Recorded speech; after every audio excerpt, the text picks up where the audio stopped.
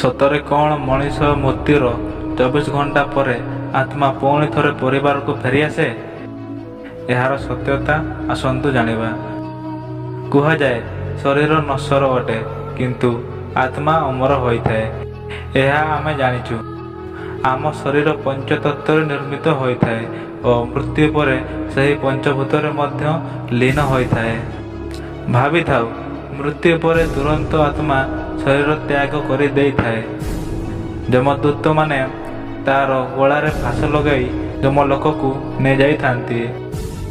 ଗରୁଡ଼ ପୁରାଣ ଅନୁସାରେ 24 ଘଣ୍ଟା ପରେ ଆତ୍ମା ଦ୍ୱିତୀୟ ଥର ନିଜ ପରିବାର ମଧ୍ୟକୁ ଆସିଥାଏ ଓ 13 ଦିନ ତାଙ୍କ ସହିତ ରହିଥାଏ। ଏହା ପଛରେ ଗୋଟିଏ ବିଶେଷ କାରଣ ରହିଛି।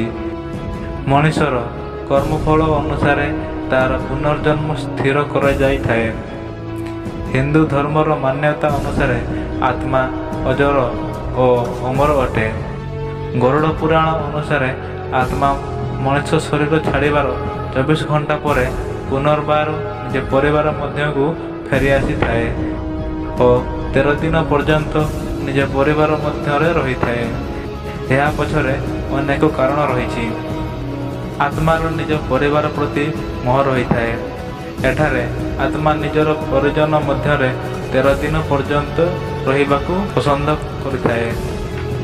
ହିନ୍ଦୁ ମାନ୍ୟତା ଅନୁସାରେ ଏହି ସମୟରେ ଆତ୍ମାକୁ 10 ଦିନ ପର୍ଯ୍ୟନ୍ତ ସକାଳୁ ନେଇ ସନ୍ଧ୍ୟା ପର୍ଯ୍ୟନ୍ତ ଭୋଜନ ଓ ପାଣି ଦିଆଯାଏ।